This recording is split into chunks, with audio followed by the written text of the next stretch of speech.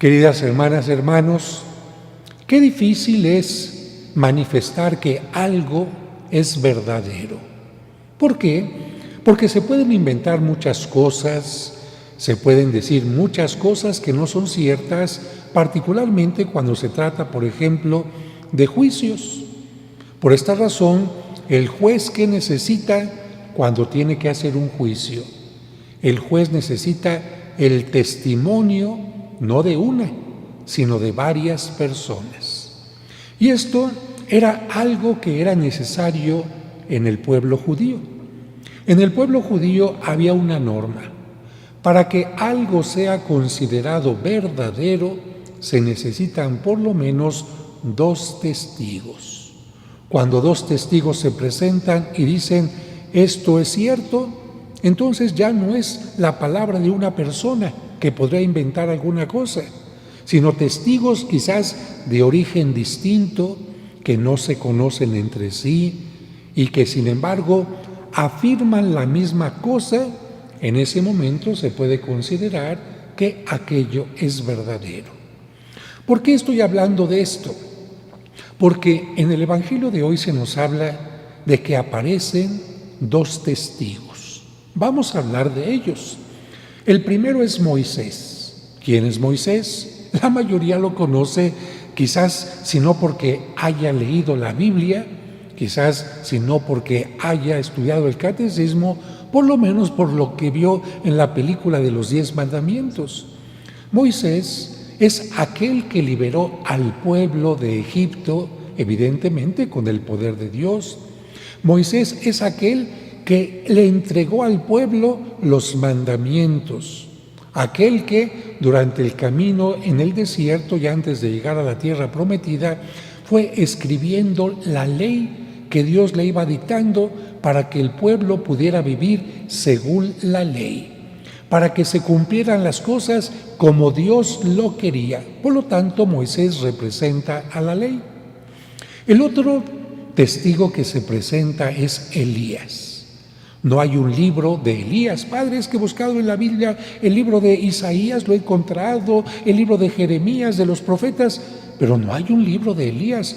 No, porque no todos los profetas escribieron libros, pero sí se habla de ellos, concretamente de Elías, en el libro de los Reyes. Imagínense la importancia de Elías. Él, antes que Cristo, multiplicó el alimento. Antes que Cristo, resucitó a una persona. Antes que Cristo, hizo descender fuego del cielo. Pero lo más importante de Elías es que él, ante un momento en que el pueblo se había alejado de Dios por el mal ejemplo del rey, él, a través de su predicación fuerte y las acciones que hace, logra que el pueblo vuelva a creer en Dios. Por lo tanto, a Elías se le considera quizás el más importante de todos los profetas. Por lo tanto, Elías representa lo que Dios a través de los profetas nos quiere decir. Así que tenemos a Moisés, que representa la ley, y a Elías, que representa a los profetas. ¿Qué es lo que Moisés y Elías vienen a atestiguar? ¿Por qué se aparecen en la transfiguración? Porque ellos vienen a decir, de acuerdo a la ley, de acuerdo a los profetas, el Hijo de Dios, el Mesías, tiene que morir para salvar a la humanidad. Es decir, no es de si sí o si no.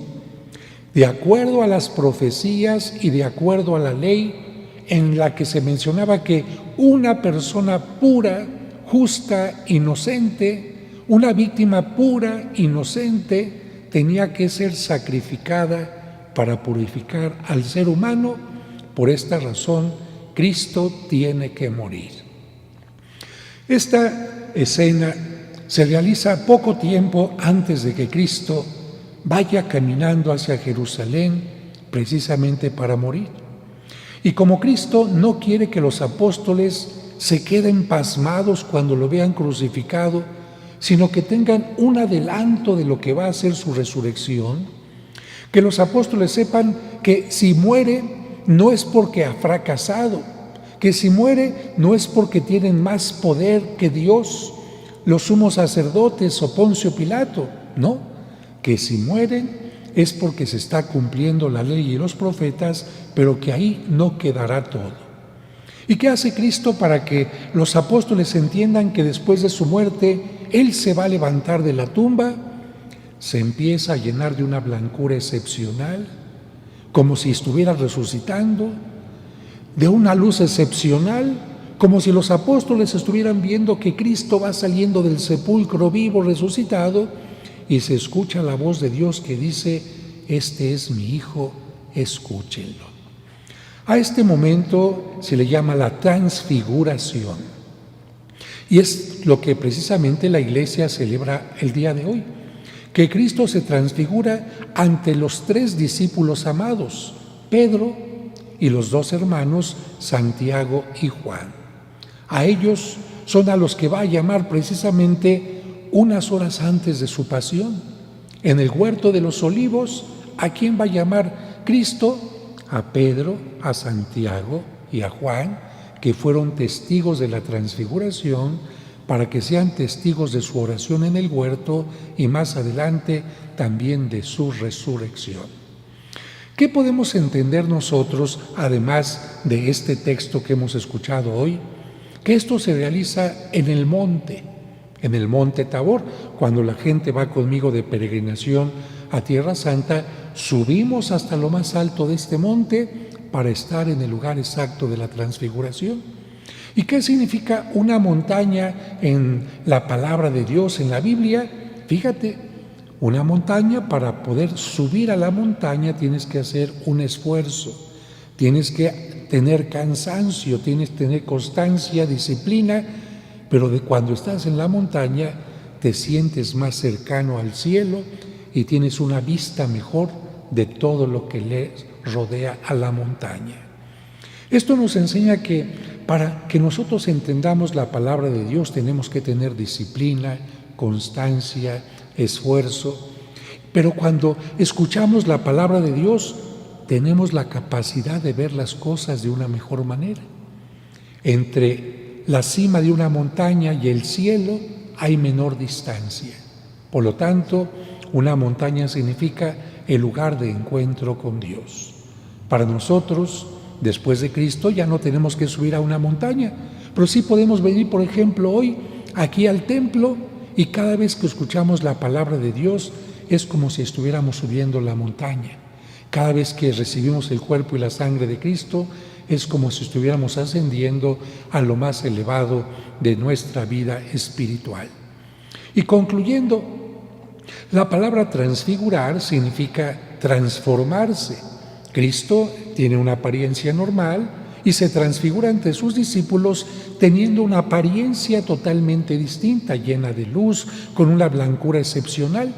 Pues bien, nosotros también todos los días podemos transfigurarnos. Y alguien dirá: ay, Padre, yo nunca me he llenado de luz, ¿y acaso me pongo de blanco cuando voy a hacer quizás, no sé, algún servicio, si soy médico o si soy niño para los honores a la escolta, a la bandera? Pero transfigurarme, claro que sí. Miren, voy a poner un ejemplo que es de positivo a negativo.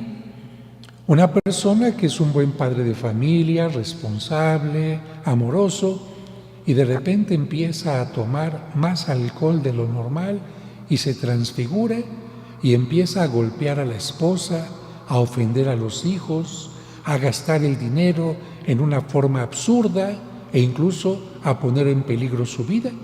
Ahí está una transfiguración. O el joven que se droga y se transfigura.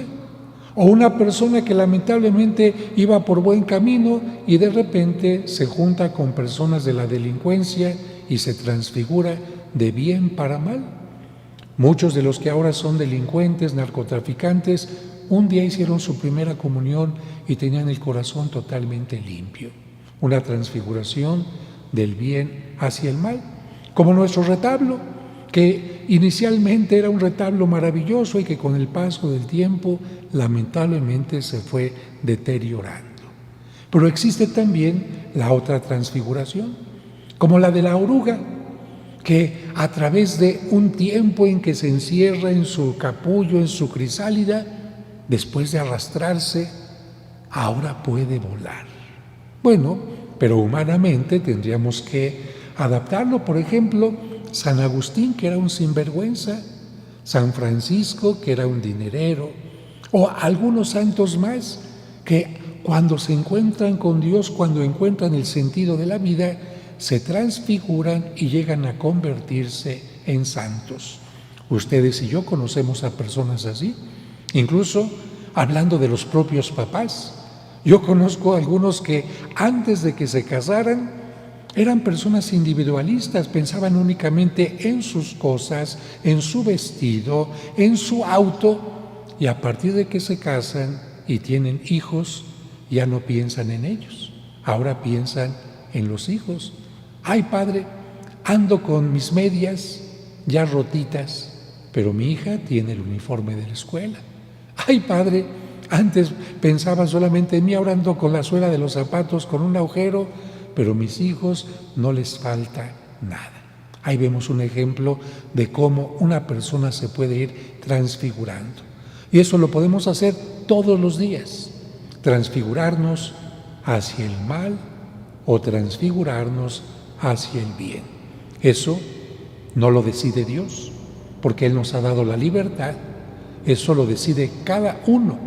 De tal manera que hoy alguien habrá terminado su vida lamentablemente yéndose hacia el mal, y hoy alguien habrá recapacitado y habrá movido el volante de su vida hacia el bien. Cada uno de nosotros tenemos esta elección. Pidamos pues al Señor que nos ayude a transfigurarnos personalmente, que nos ayude a transfigurar a nuestra familia hacia el bien, que ayude a transfigurar a nuestros gobernantes hacia el bien, porque muchos son corruptos, mienten, hacen las cosas únicamente para sus propios intereses. Y claro, cuando tenemos gobernantes malos, corruptos, el país se va transfigurando en algo negativo. Cómo nos duele a muchas personas haber vivido en un tiempo en que uno podía salir a la calle a cualquier hora, en que no había tanta delincuencia, en que no había tanta droga, en que no había tantos asaltos, en que el mundo tenía una mayor calidad de aire, y que lamentablemente por descuido del ser humano estamos viviendo circunstancias negativas y no nos gustan. Por eso Dios nos dice: transfigúrense, vayan creando el reino de los cielos desde esta tierra.